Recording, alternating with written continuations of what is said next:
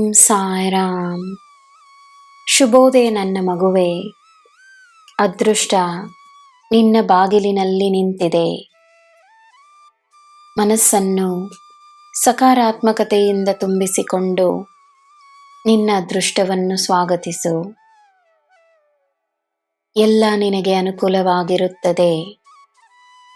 ನಿನ್ನ ಕೆಲಸಕ್ಕೆ ಯಾವುದೇ ರೀತಿಯ ತಡೆಗಳಿರುವುದಿಲ್ಲ.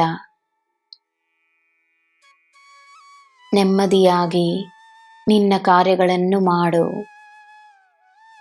ನಿನಗೆ ಜಯವೇ ಎಂದು ದೃಢವಾಗಿ ನಂಬು. ನಿನ್ನ ಸುತ್ತ ಅದೆಷ್ಟೇ ಜನರಿದ್ದರೂ ನೀನು ಅನನ್ಯವೆಂಬುದು ನಿನಗೆ ತಿಳಿದಿರಲಿ. ಕೀರ್ತಿಯನ್ನು ಹುಡುಕಿಕೊಂಡು ಹೋಗಬೇಡ. ಕೀರ್ತಿ